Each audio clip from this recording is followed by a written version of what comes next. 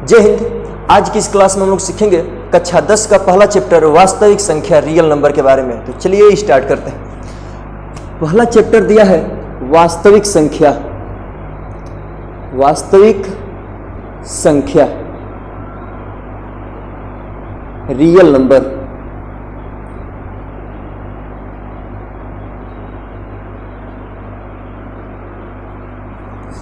Real number पढ़ने से पहले हम लोग कुछ ऐसी बातें हैं जिनको जानना बहुत जरूरी है, तो उसको पहले सीख लेते हैं। उन सारी बातों को समझ जाएंगे तो पहला जो चैप्टर है प्रश्नावली 1.1 वाला वो आराम से खत्म हो जाएगा। तो चलिए समझते हैं। वास्तविक संख्या समझने से पहले हम लोग संख्या के बारे में समझ लेते हैं कि संख्या क्या होती है। देखिए, संख्या की बात करें ना,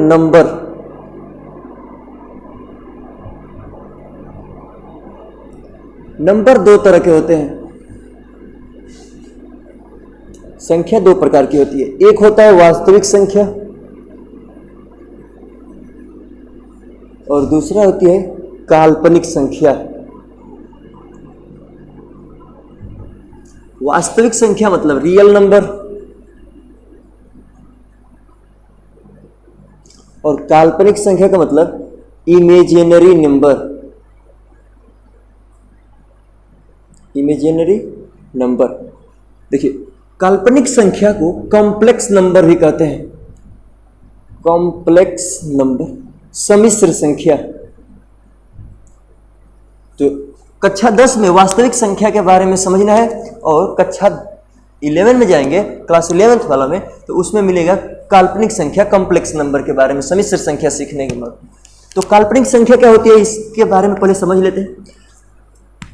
जैसे आपको दे देगा x² + 2 = 0। यहां पूछेगा कि x का मान ज्ञात कीजिए, तो यहां लिखेंगे x² बराबर, इसको उधर भेजेंगे तो -2 हो जाएगा, स्क्वायर यहां से हटेगा तो ये रूट में चल जाएगा, तो -2 हो जाएगा इसे रूट में। तो इस प्रकार की संख्या जो होती है वो काल्पनिक संख्या होती है, क्योंकि रूट के अंदर कोई माइनस वाली संख्या नहीं होती है। इसके बारे में विस्तृत जानकारी 11th में मिलेगा, तो यहां इसको पढ़ना सही नहीं होगा। अभी हम लोग समझते हैं कि वास्तविक संख्या क्या होती है। वास्तविक संख्या, आज तक हम लोगों ने जितनी भी संख्याएं देखे हैं वो क्या होती है वास्तविक संख्या, और जो नहीं देखे हैं वो काल्पनिक संख्या, जो 11 में समझने को मिलेगा। तो वास्तविक संख्या क्या होती है कि जो संख्या आज तक हम लोगों ने देखा है वो वास्तविक संख्या होती है। वास्तविक संख्या के दो भाग होते हैं। एक होता है परिमेय संख्या, परिमेय संख्या, और दूसरी होती है अपरिमेय संख्या। एक होता है परिमेय और दूसरा होता है अपरिमेय, मतलब रेशनल नंबर और इरेशनल नंबर। परिमेय संख्या किसे कहते हैं? वे संख्याएं जिन्हें p/q के रूप में लिखा जा सके, मतलब अंश बटा हर में लिखी जाने वाली संख्या परिमेय संख्या कहलाती है। ऐसी संख्याएं जिन्हें फ्रैक्शन में लिखा जा सके, भिन्न में लिखा जा सके, अंश बटा हर के रूप में लिखा जा सके, उसे परिमेय संख्या कहते हैं।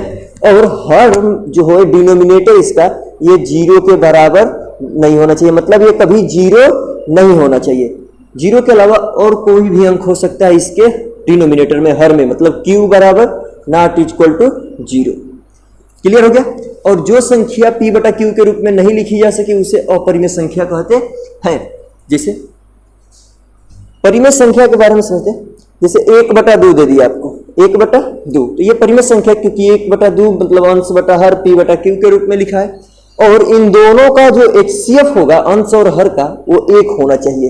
HCF का होना चाहिए 1 होना चाहिए, मतलब मिनिमम रूप में होना चाहिए, मतलब इसको कटा उटा के लिखना चाहिए। जैसे 2/4 है ना, तो ऐसा नहीं लिखना है, इसको कटा कर 2 × 2 और 2 दूना के 4, तो ये कहलाएगी परिमेय संख्या। अंश बटा हर के रूप में लिखी जाने वाली संख्या परिमेय संख्या कहलाती है। परिमेय संख्या के बारे में अभी आगे सीखेंगे। अब समझते हैं अपरिमेय संख्या क्या होती है। अपरिमेय संख्या किसे कहते हैं? वे संख्याएं जो p/q के रूप में नहीं लिखी जा सके, जैसे √2, √3, जितनी भी अभाज्य संख्याएं हैं, अगर वो रूट में आ गई तो अपरिमेय संख्याएं कहलाएगी। अब अपरिमेय संख्या रूट में आ जाए तो क्या कहलाएगी? अपरिमेय संख्या। ठीक है। और एक तरह का और होता है जो कोनो संख्या रिपीट करता है, जैसे 1.01 001 डॉट डॉट ऐसे इन्फिनाइट बार। तो इन सारी संख्याओं को p/q के रूप में नहीं लिख पाएंगे, क्योंकि यहाँ पे पता नहीं है कि कितना अंक के बाद दशमलव लगेगा, कितना दशमलव के अंक बाद कितना अंक तक जाएगा। तो इस प्रकार की भी संख्याएं अपरिमेय संख्या कहलाती है। पाई भी एक अपरिमेय संख्या है, क्योंकि इसका मान 22/7 जो होता है वो परिमेय संख्या होता है, तो इसका लगभग यह मान होता है। ठीक है, क्वेश्चन हल करने के लिए पाई की जगह पर 22/7 रख लिया जाता है।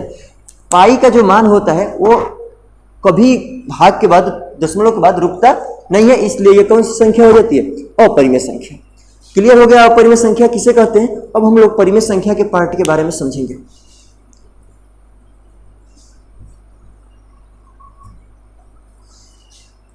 देखिए, हमने कहा कि परिमेय संख्या p/q के रूप में लिखी जाने वाली संख्या परिमेय संख्या होती है।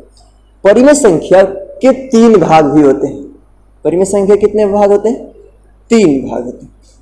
प्राकृतिक संख्या पहला होता है प्राकृतिक संख्या, पूर्ण संख्या और पूर्णांक होता है, मतलब नेचुरल नंबर, होल नंबर और इंटीजर्स। तो प्राकृतिक संख्या किसे कहते हैं? वे संख्या जिसकी स्टार्टिंग 0 से ना होकर 1 हो, ऐसी संख्या जिसकी स्टार्टिंग x है, 1 2 3 4 डट इन्फिनाइट तक, ये सारी संख्याएं क्या कहलाएगी? ये कहलाएगी नेचुरल नंबर। ठीक है, ऐसी संख्या जिसका स्टार्ट 1 से हो उसे प्राकृतिक संख्या। पूर्ण संख्या ऐसी संख्या जिसका स्टार्टिंग 0 से हो, 0 1 2 3 डट, तो ये क्या कहलाएगी? होल नंबर कहलाएगी। क्लियर है। और पूर्णांक किसे कहते हैं? तो ऐसी संख्या जिसमें धनात्मक, ऋणात्मक तथा शून्य तीनों हो उसे पूर्णांक कहते हैं। जैसे 0 हो, 1 हो, 2 हो, 3 4 डट डट, इधर इन्फिनाइट, -1 -2 -3 डट डट, तो ये क्या कहलाएगा? ये इंटीजर्स कहलाता है। इसे जेड से व्यक्त करते हैं। देखिए, 0 के राइट साइड वाला जितने भी संख्या होती है इसे धनात्मक पूर्णांक कहते हैं। धनात्मक पूर्णांक कहते हैं। क्लियर है। और इस 0 के लेफ्ट साइड वाला ऋणात्मक पूर्णांक कहलाते हैं। क्लियर है। धनात्मक पूर्णांक किसे कहते हैं? तो शून्य के राइट साइड वाला, मतलब दाईं ओर वाला पूर्णांक धनात्मक पूर्णांक और लेफ्ट साइड वाला ऋणात्मक पूर्णांक कहलाता है। तो प्राकृतिक संख्या, पूर्ण संख्या और पूर्णांक के बारे में समझे होंगे। अब हम लोग प्राकृतिक संख्या के बारे में थोड़ा सा समझ लेते हैं कि प्राकृतिक संख्या क्या है, क्योंकि आगे बहुत इसकी जरूरत है। तो धनात्मक पूर्णांक की बात आएगा तो मतलब 0 के बाद वाला सब पूर्णांक, और ऋणात्मक का मतलब 0 के लेफ्ट साइड वाला पूर्णांक।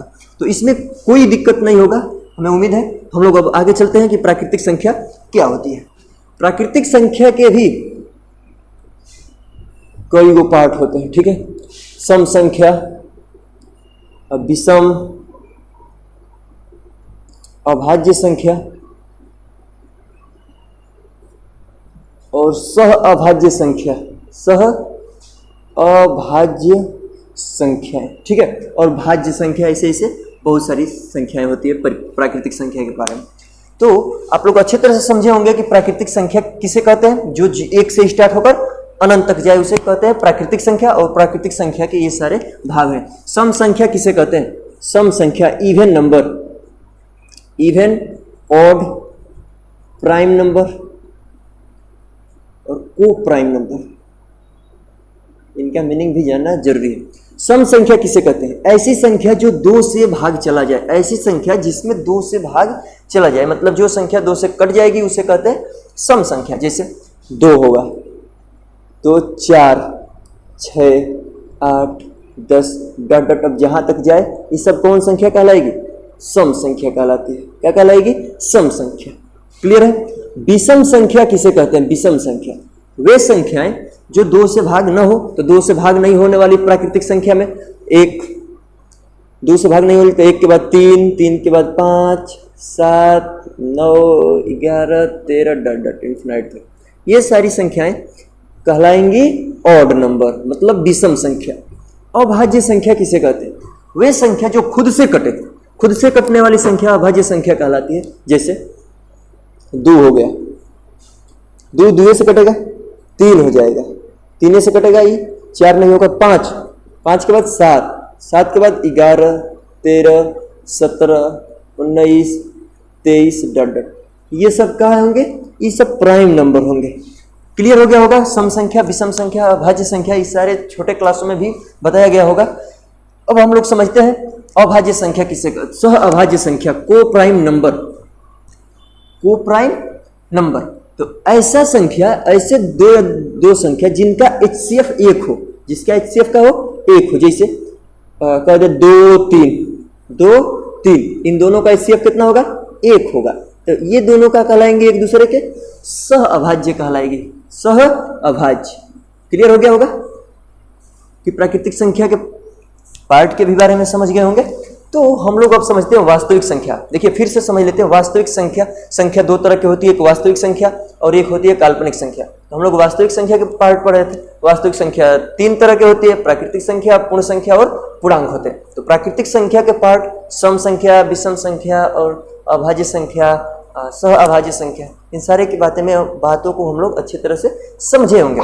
ठीक है, तो अब हम लोग समझते हैं कि किसी सम संख्या में अगर विषम संख्या को जोड़ा जाए, गुणा किया जाए, भाग किया जाए, घटाया जाए तो क्या होता है? सम संख्या आती है कि विषम संख्या आती है। इन सारे चीजों का चैप्टर में बहुत ज्यादा यूज है। ठीक है, जो प्रश्नावली 1.1 है आपका, उसमें बहुत ही जबरदस्त यूज है, इसका समझना बहुत जरूरी है।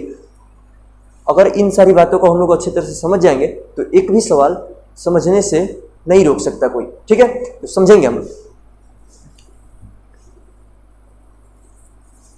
जैसे कोई सम संख्या है 2 मान लेते हैं, और कोनो विषम संख्या है 3। तो सम संख्या में विषम संख्या को जोड़ रहे हैं, तो जोड़ने के बाद क्या आती है? सम में विषम जोड़ेंगे तो 3 2 5। ठीक है, कोनो दूसरा सम संख्या लेते हैं, जैसे 4 ले लेते हैं, इसमें जोड़ देते हैं कोनो विषम संख्या को, तो 5 जोड़ देते हैं तो 5 4 9 होगा। ठीक है, और यहाँ ले लेते हैं 6 ले लेते हैं, यहाँ ले लेते हैं 7 7 6 13 होगा। मतलब ये है कि सम संख्या में विषम संख्या को जोड़ेंगे, सम संख्या में विषम संख्या को जोड़ेंगे तो ये हमेशा ही हमेशा विषम संख्या प्राप्त होगी। सम संख्या में विषम को जोड़ेंगे तो हमेशा हमेशा कौन संख्या प्राप्त होगी? विषम संख्या। देखिए ये सारी सब क्या है? विषम संख्या है। तो सम में विषम जोड़ेंगे तो आप समझ गए होंगे कि विषम संख्या मिलेगी। क्लियर हो गया? अब हम लोग सम में सम जोड़ेंगे तो सम ही मिलेगा। जैसे सम में सम जोड़ेंगे तो क्या मिलेगा? सम मिलेगा। यहाँ लेते 4 + 8 12 होगा। मतलब सम में सम जोड़ेंगे तो सम संख्या मिलेगा, सम में सम जोड़ेंगे तो क्या मिलेगा? सम संख्या। लेकिन सम में विषम जोड़ेंगे तो एक मिलेगा विषम संख्या। क्लियर हो गया? अब हम लोग घटाना के बारे में समझते हैं कि सम में से विषम को घटाएंगे तो क्या बचेगा? कौन सी संख्या मिलेगी?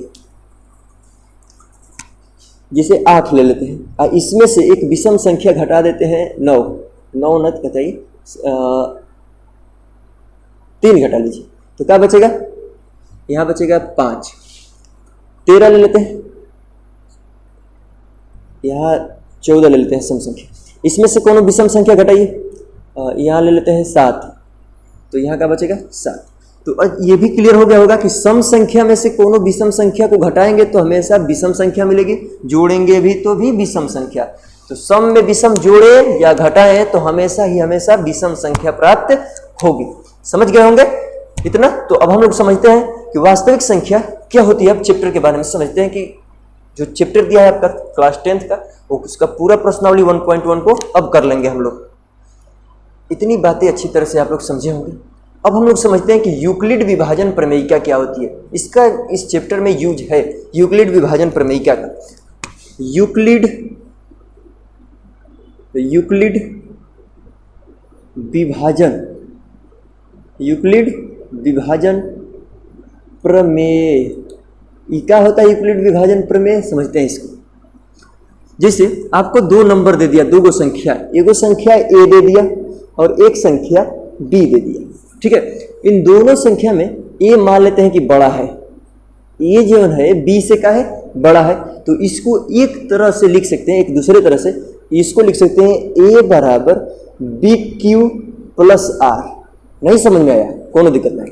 2 संख्या है जिसमें एक संख्या a दूसरी संख्या b। तो a बड़ा है, a जो है b से का है? बड़ा है। तो इस a को लिख सकते हैं, बड़ी वाली संख्या को bq + r इस फॉर्म में लिख सकते हैं। यही जो फॉर्म होता है ये यूक्लिड प्रमेय क्या होता है, या यूक्लिड प्रमेय होता है। सुनिए, अब ये किस तरह से लिखे हैं इस बात को अच्छी तरह से समझेंगे। आप अच्छी तरह से जब समझें कि भाज्य बराबर क्या होता है, भाज्य बराबर भाजक, भाज्य बराबर भाजक गुणे भागफल प्लस शेषफल। इसको आप अच्छी तरह से समझे होंगे पहले से ही कि भाज्य बराबर भाजक गुणे भागफल प्लस शेषफल होता है। देखिए,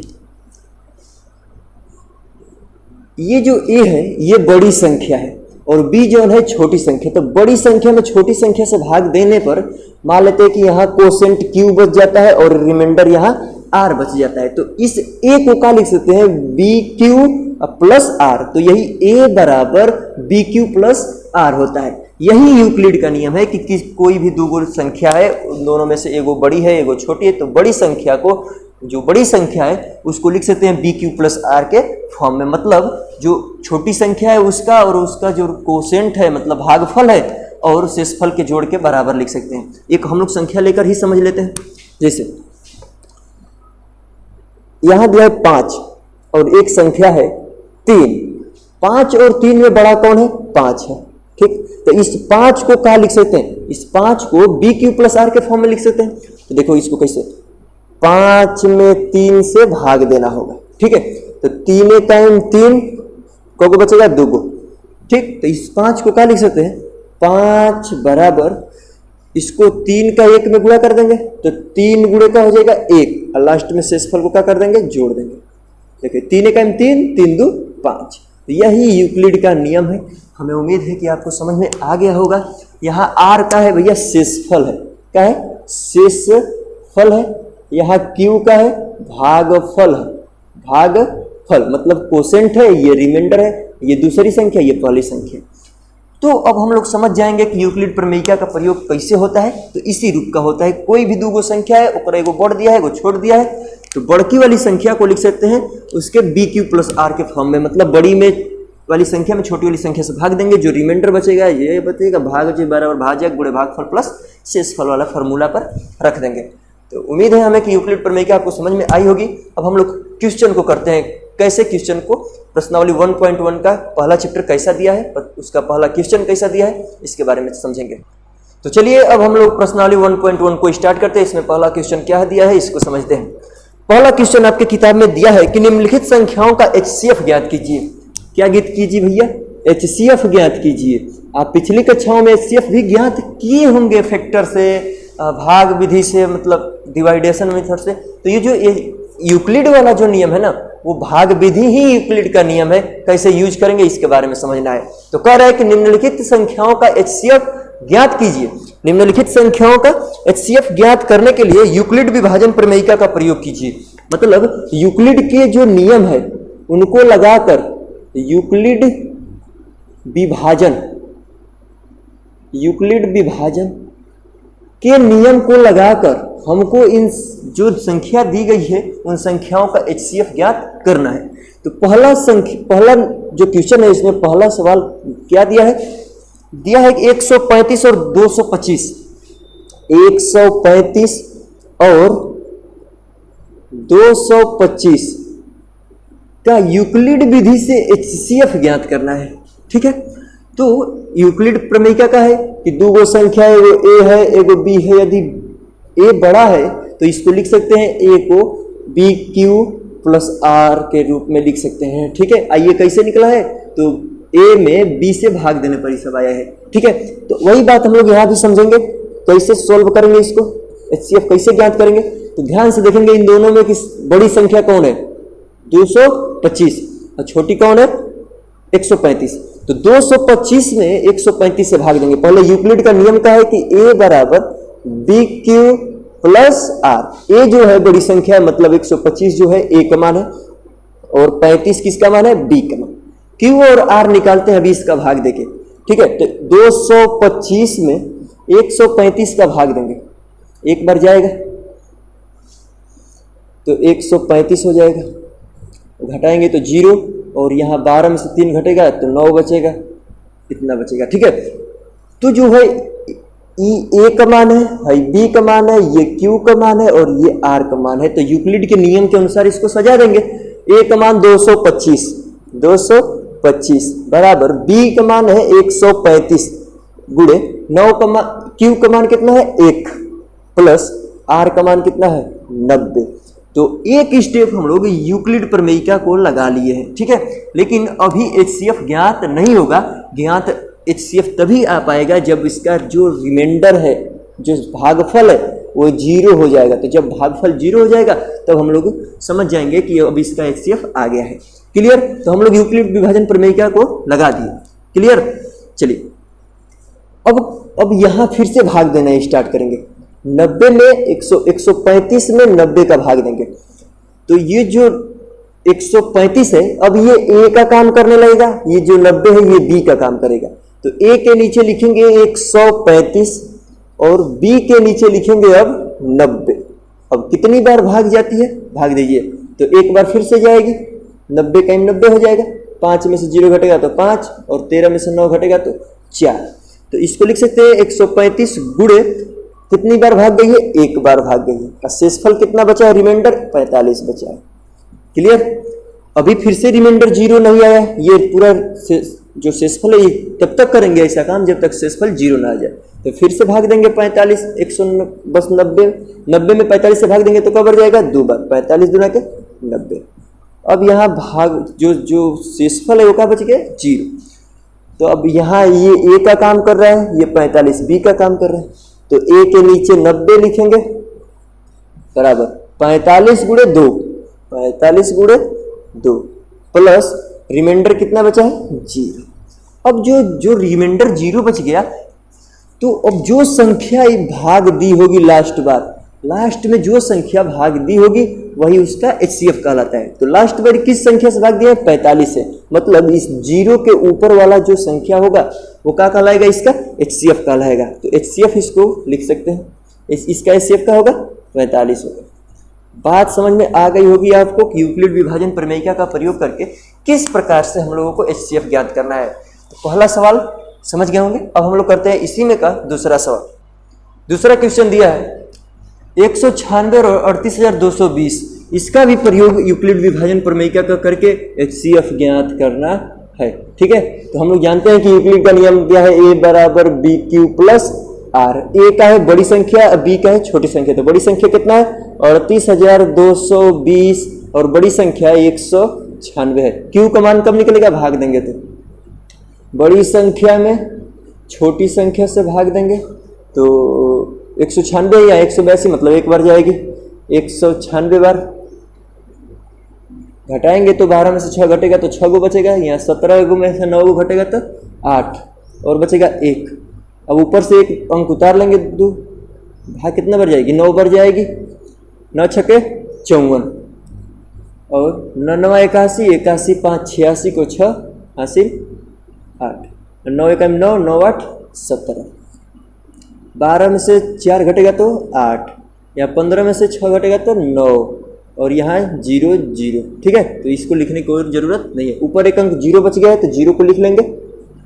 अब भाग कितनी बार जाएगी 5 बार, कब बार 5 बार, 5 छके 30, 5 9 45, 45 3 48 और 5 1 5, 5 4 9। क्लियर हो गया, मतलब यहाँ रिमाइंडर यहीं पे क्या बच गया 0 बच गया। तो 196 गुणे 95, मतलब ए बराबर बी क्यू, क्यू का मान कितना निकल गया 195 प्लस आर का मान कितना हो गया 0 हो गया। आर का मान कितना हो गया 0। हमने बताया था कि जब रिमाइंडर 0 बच जाएगा तो HCF निकल जाएगा। HCF क्या होगा निकलेगा। अभी HCF क्या होगा कि जो लास्ट बारी जो भाग दिए हैं, किस संख्या से भाग दिए हैं, यही एक संख्या है जिससे भाग दिए थे। तो यहाँ यही वाली जो संख्या होगी ये इसका क्या कहलाएगा HCF। 196 इसका क्या होगा HCF होगा। इससे पहले वाले सवाल में इसके ऊपर वाला स्टेप पर जो क्या हो रहा था HCF, कौन दिक्कत है, इनमें एक ही स्टेप में 0 हो गया, मतलब इसके ऊपर वाला भी 0 होता है। अब वही संख्या ना यहाँ आ जाती है, इसलिए 196 भी क्या होगा HCF होगा। वो मत ध्यान दीजिए, बस ये ध्यान दीजिए कि जिस संख्या से भाग दिया जाता है वही उसका क्या कहलाता है। अगर रिमाइंडर 0 बच जाए तो वही उसका HCF कहलाता है। जो भाजक होगा वही क्या कहलाएगा, HCF। अब तीसरा वाला इसी में क्वेश्चन करते हैं। चलिए इसका तीसरा सवाल है 867 और 255, इसका हम लोग यूक्लिड विभाजन प्रमेयिका का प्रयोग करके ज्ञात करना है। तो 867 बराबर लिख सकते हैं 255, क्यू का मान निकालेंगे तो 867 में भाग दे देंगे 255 का, कब बढ़ जाएगा 3 बार। देखते हैं 3 पचे 15, 3 पचे 15, 15 1 16, 3 दूना 6 1 7, घटाएंगे तो 7 में से 5 घटेगा तो 2, और यहाँ 15 में से 6 घटेगा तो 9, 15 को में से 6 घटेगा तो क्या बचेगा 9 बचेगा, और यहाँ कितना बचेगा 1 बचेगा। कितना बचेगा 1, कुछ गड़बड़ी हुई क्या। 3 पचे 15 को 5 हासिल 1, 3 पचे 15, 15 1 16 को 6, 3 दूना 6 6 1 7, यहाँ 705, 7 में से 5 घटेगा 2, अच्छा यहाँ 7 में से 5 घटेगा तो 2, यहाँ 6 में से 6 घटेगा तो 0 बचेगा। तो इसको इसके नियम के अनुसार लिख देते हैं 225 गुणे 3 होगा, और शेषफल कितना बच गया 102 बचेगा। क्लियर है। अब फिर से भाग देंगे 255 में, कितना बढ़ जाएगा 2 बढ़ जाएगा, 2 दूना के 4, 0 दूना 4 बचेगा 1, 51 बचेगा। तो इसको लिखेंगे 255 बराबर 102 गुणे 2 प्लस शेषफल कितना बच गया 51। अभी 0 नहीं हुआ तो फिर एक बार ले जाएंगे। अभी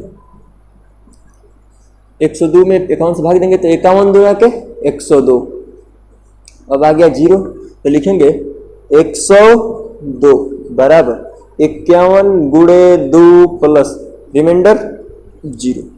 तो जब शेषफल 0 बच जाए इसके ऊपर वाला इसका HCF कहलाता है, या इसका हमेशा भाजक ही HCF कहलाता है, मतलब यहाँ वाला जो होगा अंक वो भी HCF कहलाएगा। तो HCF बराबर क्या लिखेंगे, HCF बराबर क्या लिखेंगे 51, क्या लिखेंगे 51।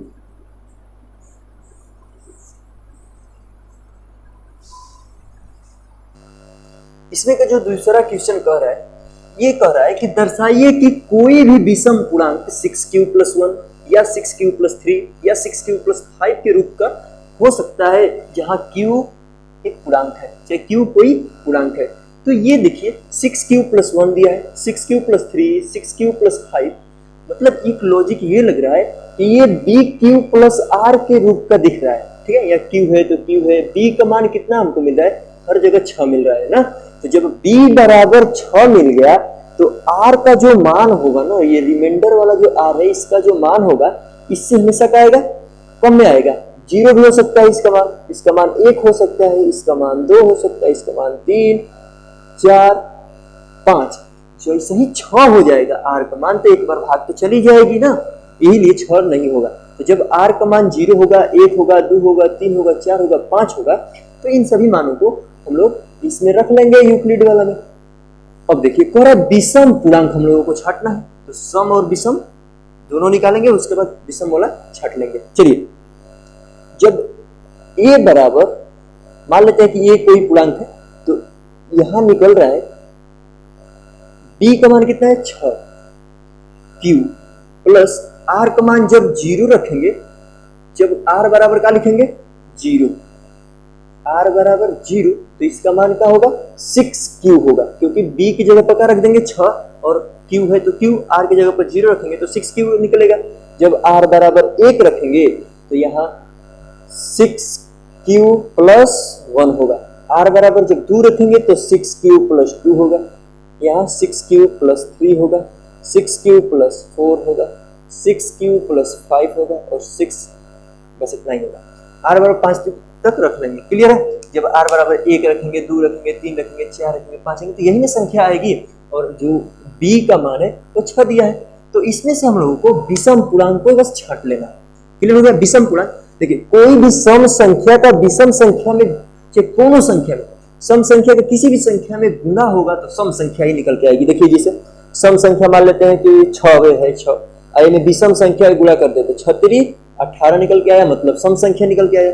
6 में सम संख्या को गुणा कर देते, मतलब 2 तो 6 दूना के 12, मतलब सम या विषम कोई भी नंबर से गुणा करेंगे सम संख्या में तो सम संख्या ही निकल कर आएगी। तो इतना तो सम संख्या हो गया। सम संख्या में कोनो भी विषम संख्या को जोड़ेंगे तो ये हमेशा कौन सी संख्या निकल के आएगी?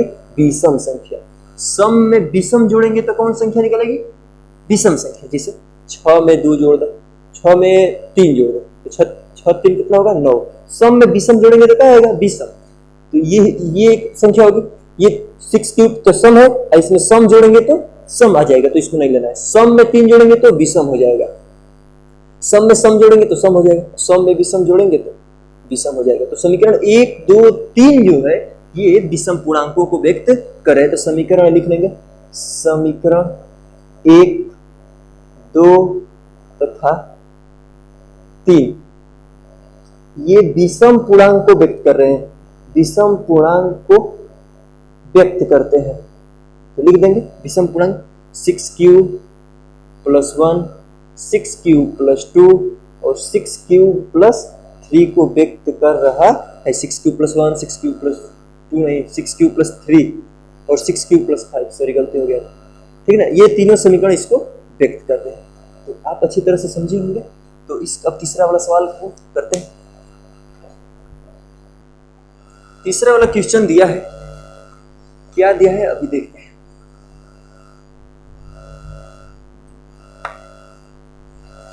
दूसरा के बाद तीसरा कर किसी परेड में 616 सदस्यों वाली एक सेना की टुकड़ी को 32 सदस्यों वाली एक आर्मी बैंड के पीछे मार्च करना है। दोनों समूहों को समान संख्या वाले स्तंभों के में मार्च करना है। उन स्तंभों की अधिकतम संख्या ज्ञात कीजिए जिसमें वे मार्च कर सकता है। करे 616 सदस्यों वाली एक कंपनी है, कंपनी और एक 32 वाली, ठीक है। इसके पीछे इसको मार्च करना है। तो कह रहा है कि स्तंभों की संख्या ज्ञात कीजिए। तो इन दोनों संख्याओं का एचसीएफ ज्ञात करना होगा। इन दोनों में से बड़ा ये है, तो हम लोग यूक्लिड वाला से निकाल देते हैं, बराबर बी क्यू प्लस आर, ठीक है। एचसीएफ ज्ञात करना है। इसका क्या ज्ञात करना है? एचसीएफ। तो ए का मान होगा 616 और बी का मान होगा 32। तो 616 में 32 से भाग दे देते, तो एक बार जाएगा और 11 में से 9 यहाँ बचेगा 5, 5 में से 3 निकलेगा तो 2 बचेगा। यहाँ का होगा 6। अब कितने बार जाएगा? तो 3 9 27, 9 बार देखते हैं। 9 दूना 18 को 8 और 9 3 27, 27 1 28, 16 में से 8 घटेगा तो 8, यहाँ बचेगा 0 0 मतलब खत्म। तो एक बार इसको लिख लेते हैं, 32 गुणे 19 प्लस 8। अब इसको फिर से भाग देंगे 32 में, तो 32 यहाँ लिखेंगे बराबर 8 चौके 32, 4 बार जाएगा तो शेषफल 0 हो जाएगा। तो 8 गुणे 4 होगा अब प्लस 0। तो इसका एचसीएफ क्या होगा? जिस संख्या से लास्ट बार भाग दिए रहते हैं, तो 8 से ही लास्ट बार ही भाग दिए हैं, तो इसका एचसीएफ कितना होगा? 8। तो स्तंभों की संख्या कितना हो जाएगी? 8 हो जाएगी। क्लियर हो गया होगा। अब अगला सवाल करते हैं। इतनी बात आपको अच्छी तरह से समझ में आ गई। अगला सवाल कर चौथा इसमें क्या करते हैं? 4 नंबर पर जो दिया है, करा यूक्लिड विभाजन प्रमेयिका का प्रयोग करके दर्शाइए कि किसी धनात्मक पूर्णांक का वर्ग, धनात्मक पूर्णांक का वर्ग किसी पूर्णांक m के लिए 3m या 3m + 1 के रूप का होगा। कोई धनात्मक पूर्णांक 3m या 3m + 1 के रूप का होगा, ठीक है। अब उसका वर्ग, धनात्मक पूर्णांक का क्या करना है? वर्ग, धनात्मक पूर्णांक का वर्ग 3m या 3m + 1 के रूप का होगा, ठीक। तो मान लेते हैं हम लोग धनात्मक पूर्णांक कोई a है, a, ठीक है। तो a को क्या लिख सकते हैं? a बराबर bq + r लिख सकते हैं क्या? a बराबर bq + r। तो देखिए ध्यान से, यहाँ b ये लॉजिक लगाएंगे तो यहाँ ये b का मान हो जाएगा, ये q का मान, ये r का मान, मतलब यहाँ धनात्मक ये पूर्णांक का मान लेते हैं। a बराबर, ये कोई धनात्मक पूर्णांक है, a कोई धनात्मक पूर्णांक और b का मान दिया हुआ है। मान लेंगे कि b का मान कितना है? 3। मानना का है, दिया हुआ है। क्लियर है। तो तो लगाएंगे a बराबर b q plus r. a का मान कितना दिया है, कोई धनात्मक पूर्णांक है a, b का मान 3, q का मान q प्लस r के लिए एक बार 0 रख लेंगे, एक बार 1, एक बार 2, एक बार 3 से कम होना चाहिए। तो r का मान यहां से क्या हो सकता है, r बराबर 0 हो सकता है, 1 हो सकता है और 2 हो सकता है, 3 नहीं हो सकता है। तो जब r बराबर 0 रखेंगे तो a का मान कितना निकल जाएगा, 3q। ठीक है, जब r बराबर 1 रखेंगे तो a का मान कितना निकलेगा, 3q। यहां r की जगह पर क्या रख देंगे, 1, 3q प्लस 1 निकलेगा। अब फिर a बराबर 2, जब r की जगह पर 2 रख देंगे तो 3q प्लस क्या हो जाएगा, 2 हो जाएगा। अब कह रहा है कि इस धनात्मक पूर्णांक का क्या करना है, वर्ग करना है। धनात्मक पूर्णांकों का क्या करना है, वर्ग। तो इसका वर्ग करेंगे तो दोनों पक्षों का इसका स्क्वायर करेंगे तो a का स्क्वायर क्या होगा, a स्क्वायर बराबर इसका क्या हो जाएगा, इनका स्क्वायर 3q का स्क्वायर। तो a स्क्वायर बराबर 3 का स्क्वायर 9, इधर हो जाएगा q स्क्वायर। क्लियर है, चलिए। तो a स्क्वायर बराबर इस 9 को क्या लिख सकते, 3 गुणे 3q स्क्वायर। और तो मान लेंगे कि 3 इंटू 3q स्क्वायर बराबर m, तो 3m के रूप का हो जाएगा, या डॉट डॉट कर लेंगे। 3q स्क्वायर बराबर क्या मान लिए, m। ठीक, तो a स्क्वायर का जो मान होगा 3m के रूप का होगा। अब एक बार 3q प्लस 1 रख देते हैं, तो a बराबर 3q प्लस 1, दोनों पक्षों का वर्ग करने के लिए कह रहे हैं। तो a स्क्वायर बराबर इसका भी स्क्वायर कर देंगे और इसका भी स्क्वायर कर देंगे। तो a स्क्वायर मतलब 9, इसको q स्क्वायर प्लस 1 का स्क्वायर प्लस 2ab होता है। तो 2ab 9q square plus 1 plus 3 गुना के 6q हो जाएगा। तो q वाला को इधर लाएंगे, 3q square plus 6q plus 1। इन दोनों में से क्या कॉमन है, 9 होगा यहाँ पे। इन दोनों में से क्या कॉमन है, 3q कॉमन होगा। तो 3 3 के 9, q प्लस 3 गुना के 6 प्लस 1। तो ये 3q प्लस 2 बराबर 3q, q मत कॉमन करें, q मत कॉमन करें, यहाँ स्क्वायर रहने दीजिए, यहाँ q होगा। ठीक, तो इतना बराबर हम लोग मान लेते हैं m, इसके बराबर क्या मान लेते हैं m। अब प्लस, समझ में आया है, जरूर आया होगा कि ये जो किसी भी धनात्मक पूर्णांक का वर्ग 3m या 3m प्लस 1 के रूप का होगा। इसका भी स्क्वायर करेंगे तो इसके रूप का आएगा, इस ऐसे ही मान के लगा देंगे। ठीक है, एक और लास्ट सवाल बच गया है जिसको करते हैं, इससे अगले वाला सवाल को करते हैं। लास्ट सवाल है इस प्रश्नावली का,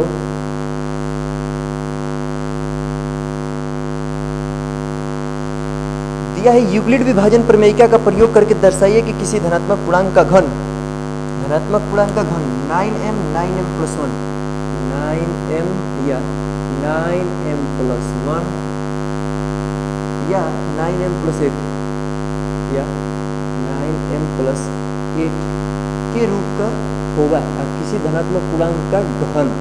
ठीक है, तो चलिए समझते हैं। यहाँ हम लोग मान लें कोई धनात्मक पूर्णांक a है, धनात्मक पूर्णांक कोई क्या है, धनात्मक पूर्णांक मान लेंगे कोई धनात्मक पूर्णांक a है और b का मान कितना होगा, यहाँ 999, तो b का मान भी क्या मान लेंगे, 9 ही मान लेंगे, या 3 मान सकते हैं क्योंकि इसका घन करना है ना। चलिए कोई दिक्कत नहीं, 9 मान लेंगे। ठीक, तो इसको लिख सकते हैं a बराबर b q plus r, a बराबर बी क्यू प्लस आर। यहाँ 9 मानेंगे ना तो 8 बार करना पड़ेगा हम लोगों को, दिक्कत होगा। तो यहाँ 9 की जगह पर 3 मान लेते हैं।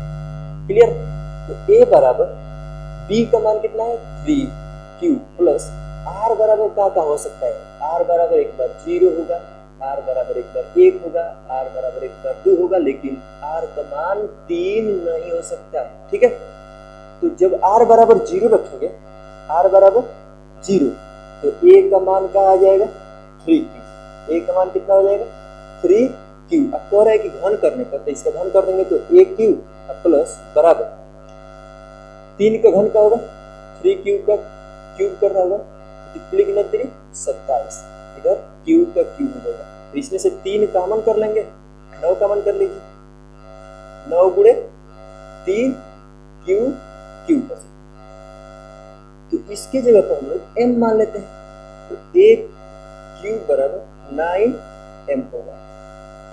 क्लियर?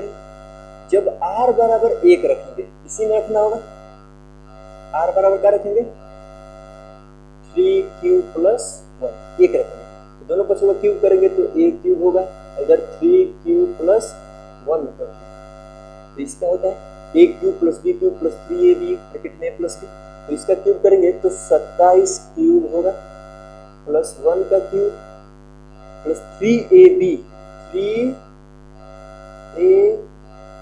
ब्रैकेट में a प्लस, तो 27 क्यूब प्लस 1 प्लस 3 9 क्यूब, इसका इसमें गुणा कर देंगे ना तो 27 क्यूब को क्यूब नहीं तो क्यू स्क्वायर प्लस लिखे 9 क्यूब, इन सबको एक साथ रखना, 27 क्यूब का cube plus 27 cube square plus 9 cube और लास्ट वाले में प्लस 1। इन सब में से 9 कामन है, 9 कामन कर लेंगे तो 9 3 27 प्लस 9 3 27 क्यूब स्क्वायर प्लस 9 का 9 प्लस 1, तो इसके स्थान पर हम लोग m मान लेंगे तो 9m प्लस 1 के रूप का होगा। ठीक है, अब हम लोग इसी तरह से 8 मान लेते, r बराबर जब 2 लेंगे तो इसको हटा देते हैं, जब r बराबर का लेंगे 2 लेंगे, इधर लिख देंगे। चलिए, जब r का मान 2 लेंगे तो a बराबर 3 क्यूब प्लस 2 हो जाएगा, दोनों पक्षों को घन कर देंगे तो 3 क्यूब प्लस 2 का क्यूब हो जाएगा, तो इसका क्यूब 27 क्यूब प्लस ये क्या होगा 8 प्लस 3ab